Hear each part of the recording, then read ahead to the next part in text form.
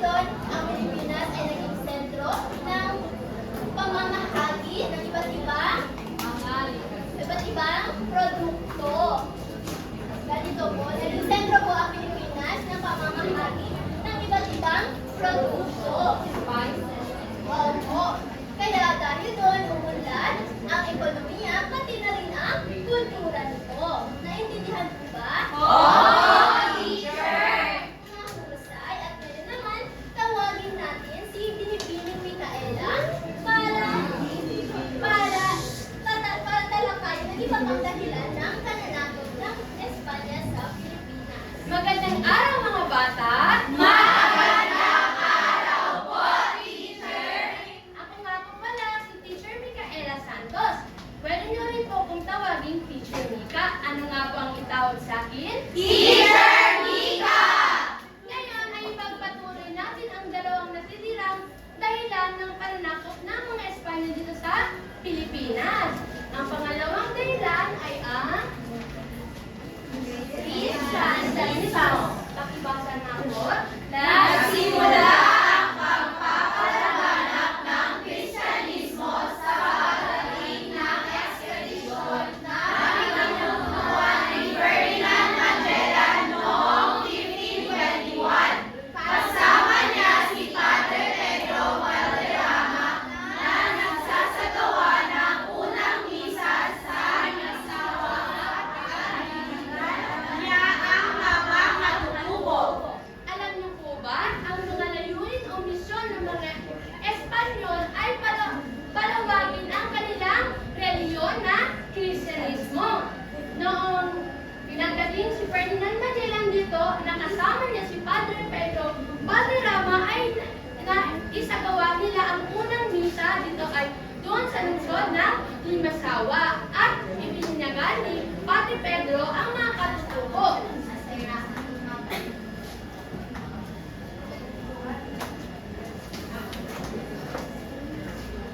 Base nga po dito sa larawang ito, ito ang unang misa na naganap sa lungsod ng Limasawa.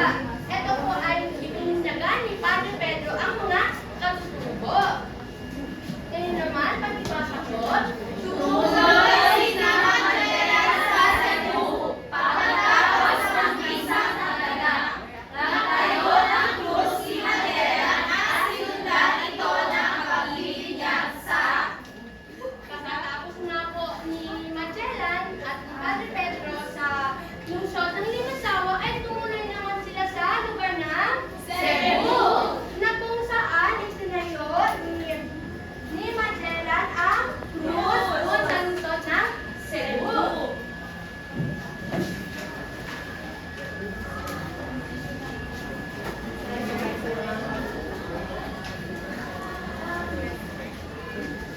Pakibasa na po. mga katutubo na pinamumunuan ni Raharungaon at kanyang asawa. Sila ay binigyan ng pangalang Carlos at Juana. Isang imahe ng Santo Niño ang ibinigay kay Juana. Alam niyo po ba na sila umabot ang hari ng Cebu? At alam niyo po ba kung ano ang imahe ito? Santo Niño! Tama. Meron po ba kayong ganito sa inyong mga bahay? Itaas ang kamay kung sino po dito ang mga Christians? Mga Roman Catholic pala? Opo, madami po tayo. Ito ang imahe na ibinigay sa asawa ni Raul Mago na si Juana. Gusto niyo pong malaman kung paano nagsimula ang Sinulog Festival? Nang ibinigay na sa asawa ni Raul Mago na si Juana, ang Santo Niño ay labis siyang natuwa dahil binigyan siya ng imahe ng Santo Niño at doon nagsimula ang pagsaya. Dahil labis na natuwa si Juana, ay isinayaw niya ang imahe ng Santo Niño at doon po nagsimula ang Sinulog Festival na iginaganap sa lugar ng Cebu.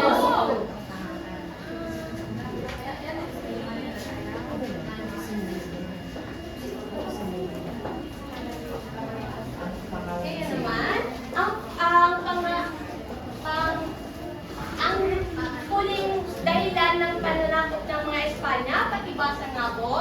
Karangalan. Ninais ng mga Espanyol na makamit ang karangalan at kapangyarihan nito para simulan ang pagpapalawak ng kanilang teritoryo.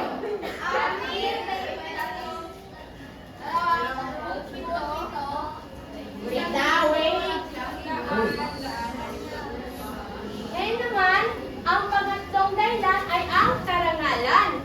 Dahil gusto ng mga Espanyol ay kunin ang karangalan at kapangyarihan ng bansang Pilipinas. Ngayon, pakibasa ko. April 7, 1565, Miguel Lopez de Legazpi, Cebu. Ito naman, si Miguel Lopez. Kilala niyo po ba si Miguel Lopez? Hindi po.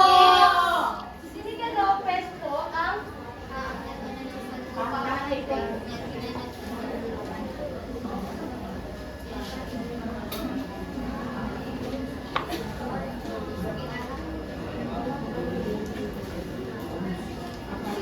Si Miguel Lopez po ang pinuno ng mga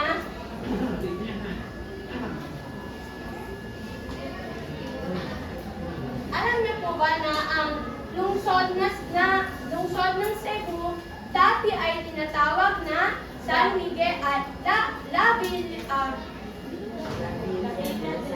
Villa de San Miguel na ipinangalan ni Miguel Lopez. Dati ay tinatawag ang Cebu ay Villa de San Miguel. Pakibasa nga po. La Villa de San Isidro, Nombre de Jesus, kauna-unahang pagmamahal ng Espanyol sa Pilipinas. Alam niyo po ba kung ano ang La Villa de Santísimo Nombre de Jesus? Hindi po. Ito po ay idiskubre ni Miguel Lopez na dati ang pangalan ng Imaheng Santo Niño ay La Villa de Santísimo Nombre de Jesus. Ngayon naman, pakibasa ko. Hunyo 24, 1571, kinilala ang Manila bilang isang bagong lungsod ng Espanya. At doon na yun, at itong araw na to, Hunyo ng 24, 1571, at doon na kinilala ang Manila bilang isang lungsod ng Espanya.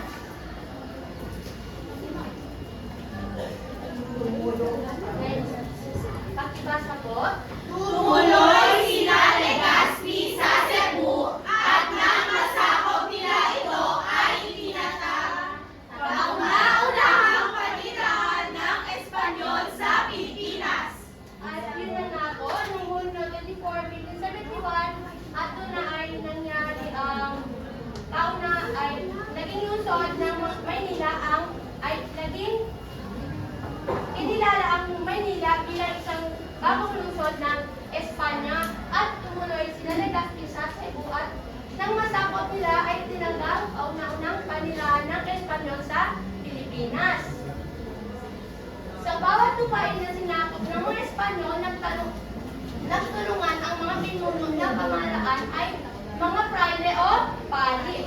Pinalaganap ng mga praile ang reliyong Romano-Katoliko o sa Ingles ay Roman Catholic. At yun po ay ang mga dahilan ng pananakop ng mga Espanya dito sa Pilipinas. Ngayon naman po ay kanina i-group ko na po kayo ni Teacher Rosella. Kayo ay manatili sa inyong grupo. Ngayon ay may pangkatang gawain po tayo na kung saan bibigyan po kayo ng ngayon naman ay tapos na tayo sa ating diskusyon, may kaunting katanungan lamang po si teacher. Ano pa ang itinalakay natin? Ano po? Ang mga dahilan ng pananakop ng Espanya sa Pilipinas. Opo, tama. Ano naman ang tatlong dahilan ng pananakop ng Espanya? Yes, Dian? Ito po ay mga spice island or yung mga kasangkapang para sa pagluluto at ang Kristyanismo at ang karangalan. Opo, tama. Kaya naman, ano po ang ginamit ng mga Espanyol upang palawakin ang kanilang reliyon? Sa tingin ko Opo, tama. Pwede. Yes po, Lea. Ano po? Yes po, pwede. Giovanna?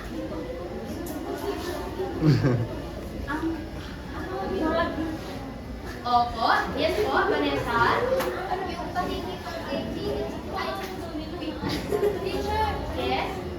sa pakikipagkaibigan po, teacher, pagkatapos nagbigay sila ng Santo Niño. Opo, pwede. Ang mga dahilan ng pananakop ng Espanyol sa Pilipinas at palawakin ang kanilang reliyon. At ngayon naman po ay may pangkatang gawain tayo na kung saan kanina ay dinuko na po kayo ni Teacher Rosella. Kayo ay mananatili sa inyong pangkat at bibigyan ko po kayo ng paksa. Ang paksa ng pangkat isa ay paksa ng kayamanan. Ang paksa ng pangkat dalawa ay Kristyanismo. At ang paksa ng pangkat tatlo ay karangalan. Ngayon ay bibigyan ko po kayo ng cardboard at crayons at pencil na kung saan gagawa kayo ng poster na idinitry nyo sa kartolina. Bawat grupo ay pipili kayo ng isang membro na magre-represent dito ng ginawa nyong poster. Maliwanag po ba mga bata? Bibigyan mo po lamang kayo ng 5 minuto upang tapusin ang poster.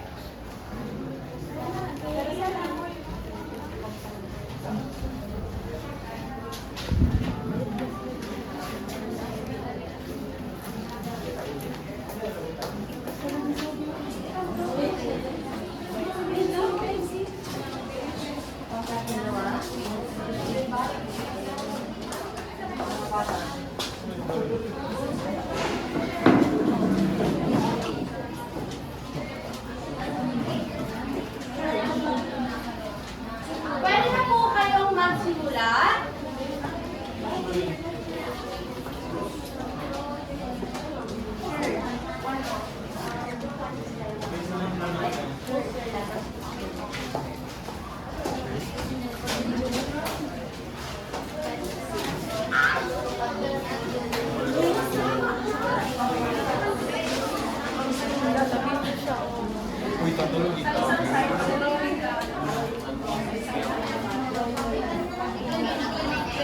Mga bata, wag po tayong maingay dahil kung sino ang grupong maingay ay ibabawas ang puntos ninyo. Red para sa mga ruby. Gambo. Sa akin pa red. Color. Tapos, Mga bata, may 2 minuto na lang.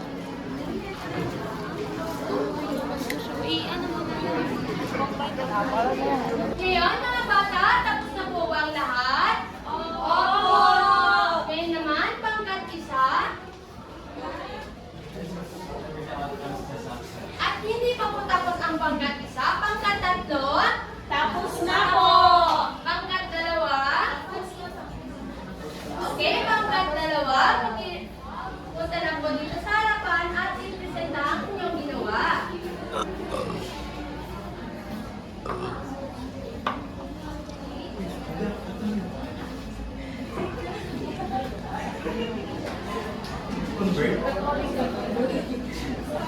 Hello classmate, ito po ang ginamit booster. Isang simbahan po. Dito po, nagsisimba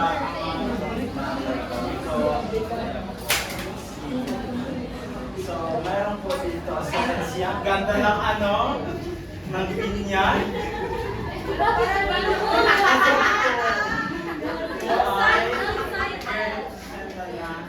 Pag-ibig niya sa isang tao o bata. Ito po ang ginawa namin simbahan po. Nagdadasal ba kayo? Yes! Ganda po. Salamat po, pangkat dalawa. Bigyan nga po natin ng 5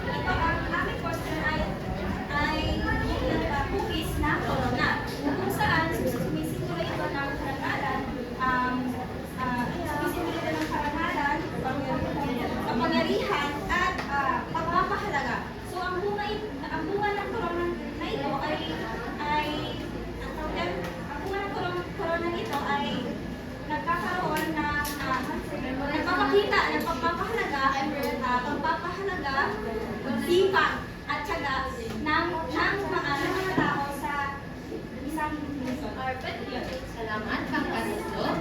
Kaya naman ay bibigyan natin ng 5 bagsak ulit ang pangkatatlo. Ang bagsak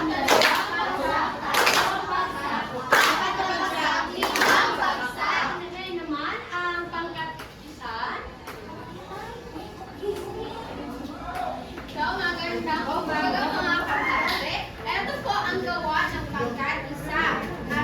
At sa nakikita niyo po, meron tayong mga kayamanan. Meron tayong mga ginto at mga spices. So, sila mismo ang meron tayong sili na kung saan ito ang ginuha ni sino? Miguel. Wow, magaling. Pangkat-isa, pangkat-gabi. So, ito po ang aming gawa, teacher. Salamat, pangkat-isa. Opo, ganda. Kaya naman, bibigyan natin ulit ng 5 bagsak ang pangkat-isa. Isang bagsak, dalawang bagsak, tatlong bagsak, apat na bagsak, 5 bagsak. Ngayon naman, mga bata, ay tapos na po tayo sa ating pangkatang gawain ay pakilabas po ng inyong mga papel at huwag kalimutan isulat ang inyong mga pangalan. Malinaw po ba, mga bata? Opo, teacher.